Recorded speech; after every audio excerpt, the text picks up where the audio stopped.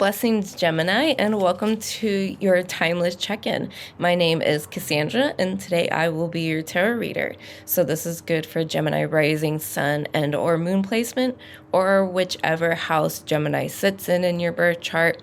We are going to start by looking at the archetypal energies that you are currently experiencing at the time that you click on this video, and then we'll head into the tarot and look at general love and money. There are timestamps below, so if you want to go ahead and skip to a particular area of the reading, you may do so. To start the reading for archetypal energy, I'm going to pull from the Urban Crow Oracle deck and get some messages from them, and I'll read from the book on this. And archetypal energy is basically just a theme that you are currently experiencing. It could even be a persona that you have adopted at this current time, something that you are just embodying. All right. Okay, so I dropped the card, excuse me.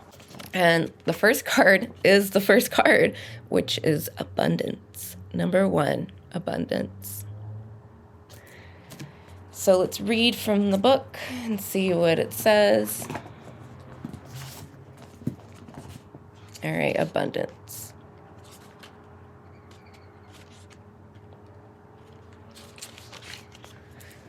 The crows on one side of the bay know that the cannery is a source for a steady and easy meal, making gathering food an effortless task, and as a result, they spend their days enjoying their location.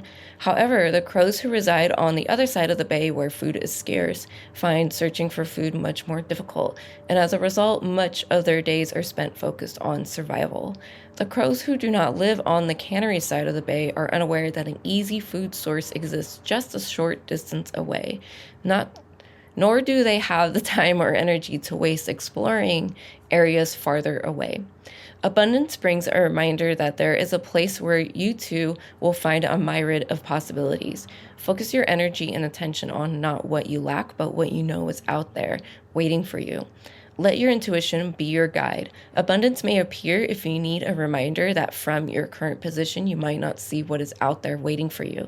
Of course, most of the time, this card represents a positive outcome. However, because these crows can be a bit cheeky, the meaning could very well indicate an abundance of something less favorable, such as an abundance of water in your basement. All right, to add to this, I'm going to pull from the Talisman Oracle. And so you guys are experiencing abundance at this time. Again, it could be good abundance, bad abundance, so keep that in mind. So let's see what the Talisman Oracle has to offer.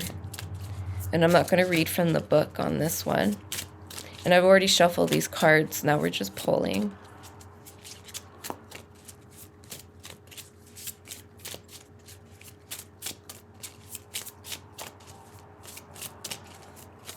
What can you tell Libra? Comes to their archetypal energy. Or Libra, I'm sorry, Gemini.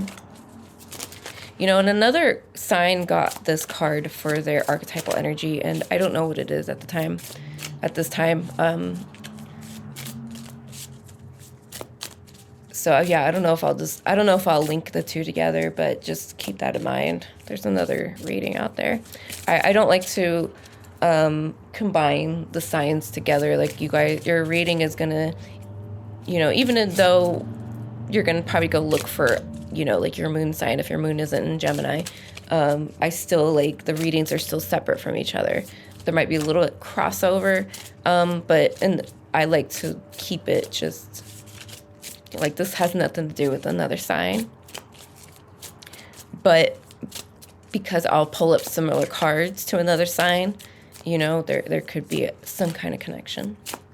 If you have your other placements in that sign and you happen to click on that video and you got abundance again, then yeah, that message is definitely for you. So keep that in mind too. So it's not like they don't go together. It's just, that's not how, whatever. Okay, so we got healing energy. So you guys are going through a phase of healing. Pluto is going to enter into Aquarius here in the next few days. as I'm recording this video. It's going to trine you, and it's interesting that we have a triangle. We have a trine going on. And there's symbols. I can only make out Venus, that the trine is happening between. Maybe Juno, and I have no idea what this other sign is. Yeah, they're alchemical signs, so maybe you might know. I don't know if you could see here. There we go. Yeah, I don't know if you can make out those symbols. Maybe they mean something to you. Healing energy. So healing can invite abundance. You know, getting out of, regardless of your situation, you know, I'm not here to put anyone down, but, you know, if you have a victim mindset or a victim mentality, whether or not it's your fault in a sense, like maybe you're dealing with some serious issues and it's put you into that place, it's like it can withhold certain things out of your life.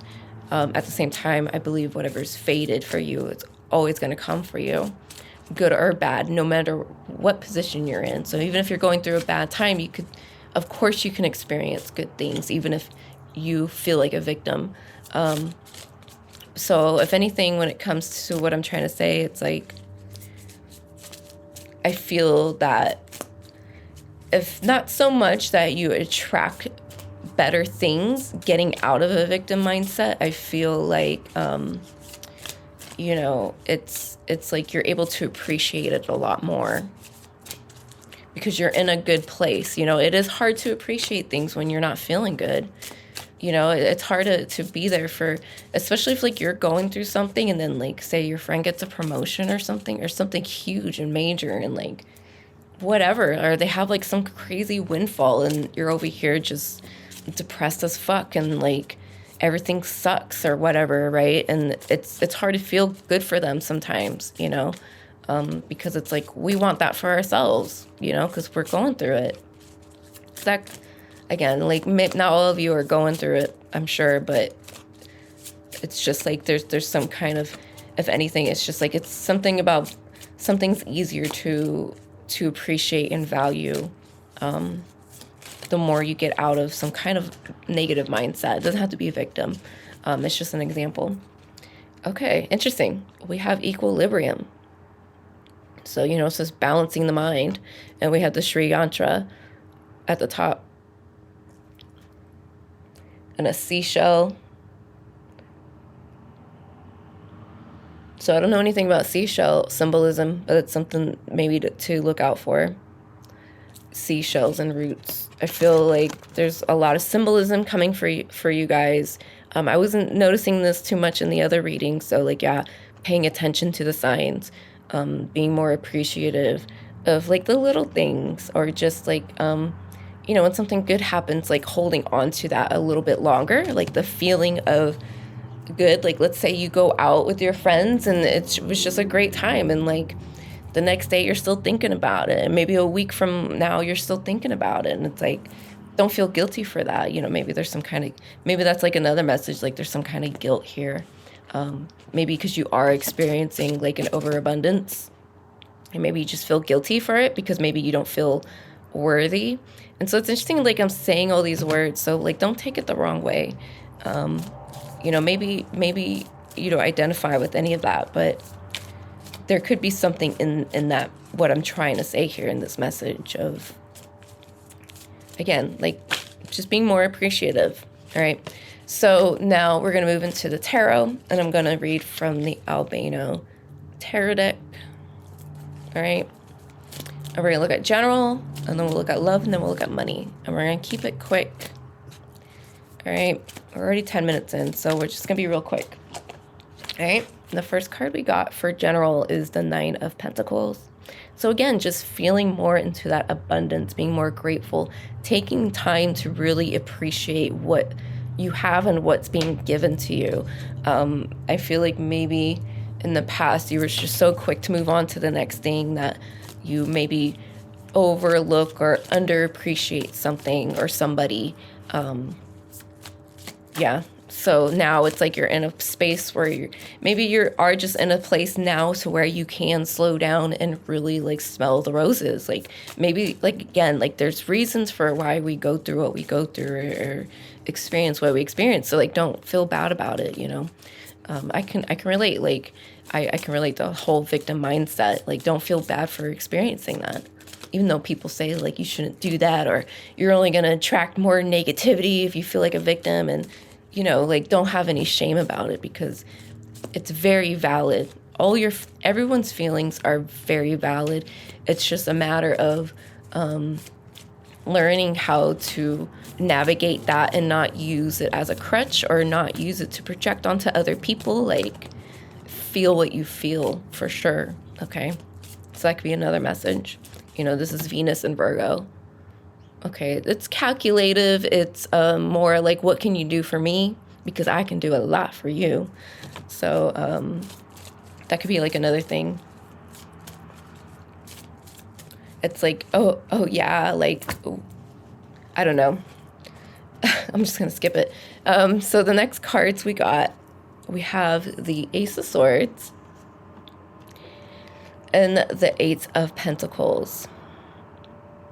So new information can be coming in about an opportunity, or it's like you receive something that can complete a project, or complete something like that. A project, maybe a completion between you and a partner.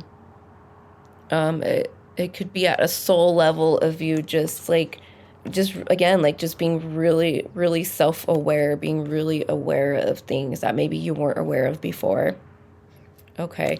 And this card did speak a lot about like awareness. Like the crows in the cannery had no idea that there's so much fish on the other side, because they refuse to go look, right? For very reasons. Again, they could have really valid reasons, because it's like, yeah, that's I know that's far. Maybe in the past they looked over here and there wasn't anything there. Okay. And so they spent some years on the other side where for you know, there was something, and then like maybe the resources are running out and it's no longer fulfilling, and maybe you got to go back to something. Okay, maybe that's a message. Okay, I'm channeling here, so like now I don't even know what the heck I'm talking about.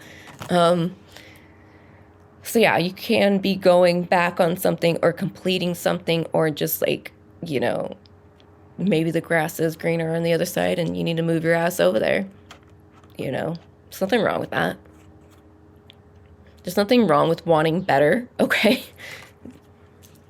Okay, I know that saying has a different meaning, but yeah, like, of course, you know, then the counter is, you know, the grass is greener where you water it, right? I mean, of course, but maybe you've outgrown something here, okay? And you want something new, something that's stimulating, something that is inspirational, motivating you to do things, like to you know, to complete things. So it's interesting. Let's move ahead now. I hope you got something from that.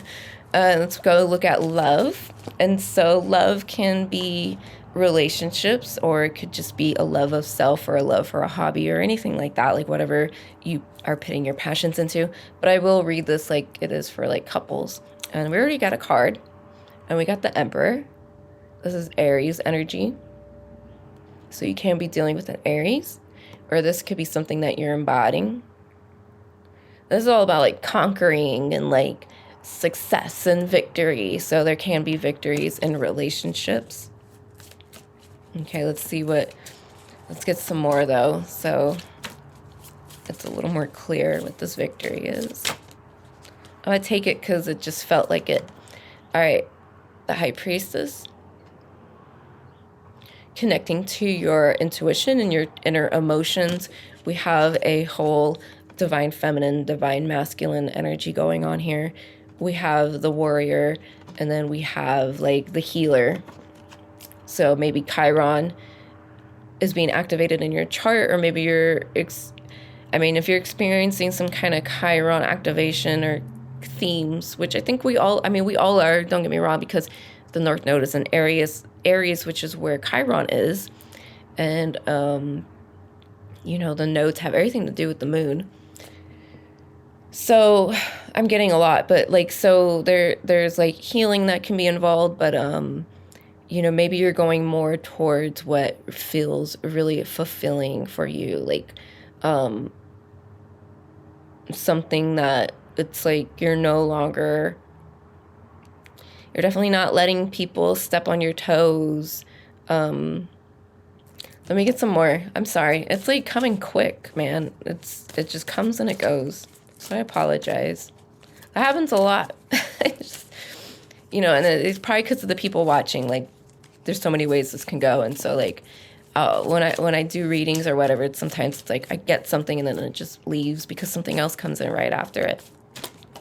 Aries is quick energy. Okay, so we have the Two of Wands in reverse. So there's something that you need to go back and look at. There's something that's off to a slow start. There's gonna be, or there's like a deadline. There's something, I feel like you missed something. You missed the finish line. You missed the start line. You missed the gunshot. Like, there's something you missed. You're late to the race, okay? Like, I don't know. It's an interesting message. So there's something going on here with lateness, with missing an opportunity. So be careful here with the High Priestess, because you can miss opportunities with her because, or with just that, with that energy of the cards, because she's too, like, and she's a higher consciousness, you know, she's focused on intuition and higher intellect. And it's detachment from the physical world. She shows how to do that, to detach from the physical world, where the Hierophant shows us how to connect to the physical world through religion or ritual, things like that. And so the High Priestess can be too detached too in her head. Okay, so that's something there. But I do have, like, there's like a strong sense of masculine, feminine coming together, making amends. Something's off to a slow start. You know, it's a lot of things. Okay, I want to try to get really general here and try to see if I can, like, say something to, like, close it. I'm also getting, like, somebody wants to own you, but, like, in maybe a kinky way. But, like, you know, like a love language kind of way. Like, you're mine. They want to make you theirs. So, I don't know, Valentine's Day might be significant for some of you.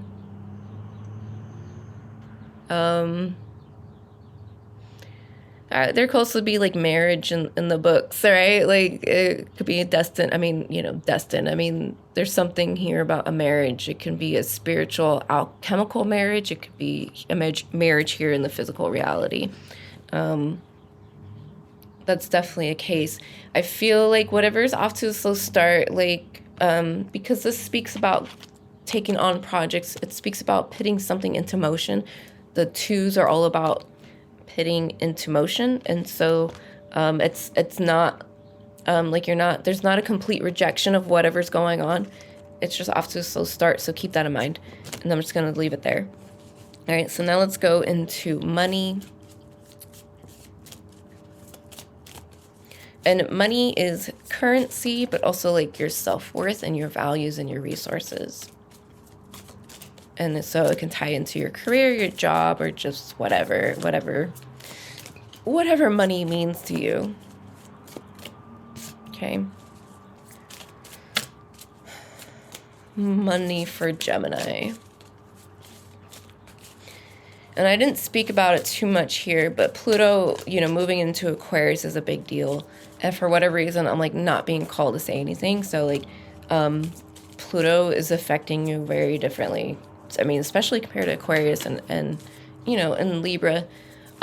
For you guys, it's like, I feel like right now, maybe as I'm recording this, so in January 2024, or just, like, whenever you click on this video, there's something with Pluto and Aquarius that's, like, delayed.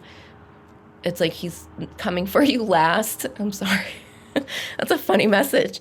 Pluto's coming for you last, Gemini.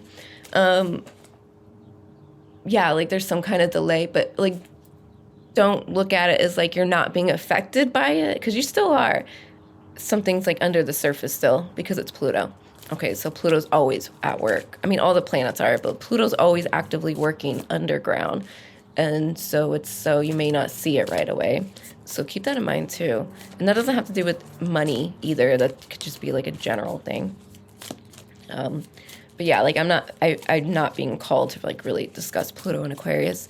Maybe later in the future video. So when it comes to that energy, which is trining you, Pluto and Aquarius, and then we have the South Node in Libra. You know, so there's a lot of air activations. We're moving into the age of Aquarius in some sense, if we're not here already. We're moving into the age of air regardless while Pluto transits Aquarius. It's just inevitable. So, yeah, now I lost it. So let's just move on. Money. What can you tell me about Gemini and their money? And I already shuffled the cards before the reading.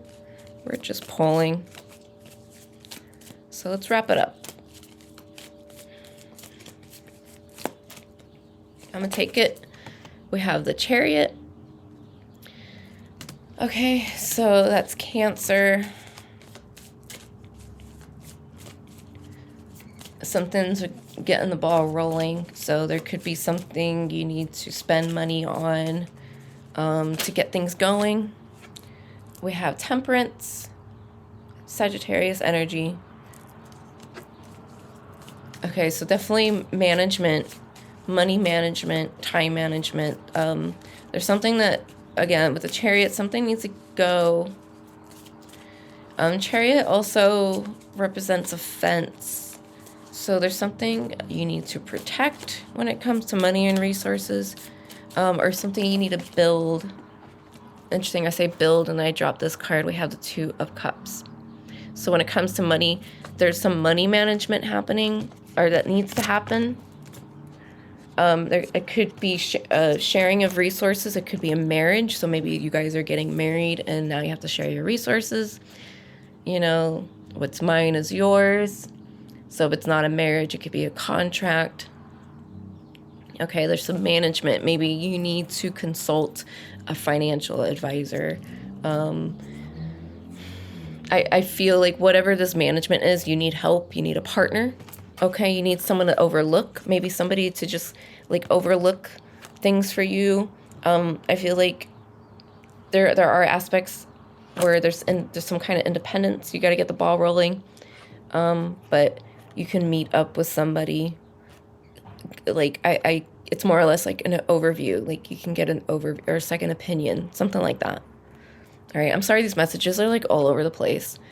So that could be like another thing. Maybe you guys are just all over the place.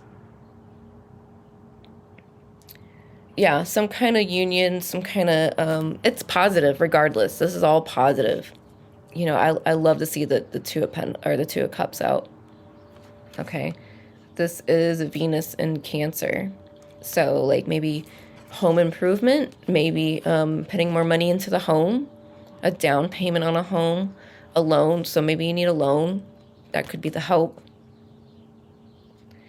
Did I say something? I feel like, I don't know if I mentioned, but I feel like there is some kind of project getting Kickstarter. Maybe that's something for somebody, a Kickstarter. Like something needs to kickstart some kind of project. I don't know. I feel like I picked that up and I didn't say anything. Okay, now I'm looking at the equilibrium. I feel like I didn't speak too much on the archetypal energy because I kind of feel like it's not dominating you in a particular way. So I don't know. Like this reading is really interesting. So I apologize if it's like not working for you. So that could be another message. Like there's something not working out. So you need to manage. Okay. Overall, I see a lot of positivity. I see a lot of growth and expansion for sure. There's a lot of expansion and like new opportunity in high places, or a new opportunity in foreign lands, or a new opportunity like in a different bank or something. I don't know. So like interesting messages. So I'm just going to leave it there. All right. So that's your reading, Gemini. I hope it served its purpose. I hope you could get something from it. Apologize, it was a bit all over the place. But you know, we're here now. We're at the end. So that's all good. If you would like to follow me on Instagram, you may do so at Spotless Mind Tarot. Replace the I in mind with the number 1. There's a link for it below in the description. If you would like to book a private reading with me, you may do so on my Etsy shop at kaleidoscopeescape.etsy.com. A link for that is also in the description. And I'm hosting a huge sale on my shop on handmade jewelry. It's a 38% off blowout sale. Like I got a lot of products, so I just want to put it on sale for you guys, okay? And so I make handmade jewelry. I have this necklace available on my shop, the Om symbol, and it's a choker, okay? But it's adjustable, so you can adjust it, but it is a choker. It is small, or, you know, thin. Thin? I don't know what I'm trying to say. It's short. It's not a long chain. Okay. And then I have one of these available on my shop. It's an aquamarine beaded choker as well, with like little dangly things. It's got a dangly little hamsa and then dangly little circle or sphere. Or it's a circle. It's not a sphere. And then also make bracelets. Okay, we got moonstone here. Okay, some of them have charms. I design different kinds. So if you just want the beads, you can get the beads. If you want little charms, you can get the charms. All right. So just like this is just plain amethyst. And then this has some silver spacers in between. And there's a multitude of different spacers. Like I even have like cubic zirconia. Is that how you say it? I should know. Yeah, so I have like spacers like that. So that's like sparkly if you're into sparkles. Oh, this is rutilated quartz. All right, and this is 10 millimeters. And these are 8. And I believe this is 4 millimeters. So you could get the different like sizes. You have an idea. Okay, this is 4 millimeters as well, but I don't have this on my shop. But it is aquamarine. So I don't know, size comparison. Maybe that's something for you guys. All right, so anyways, thank you for watching. And I don't know when I'll record videos again, but I will come back to do a video like this or something similar next month or within the next month or so. We'll see what happens. So thank you for watching, and I appreciate you guys being here. And that's it. Goodbye, Gemini.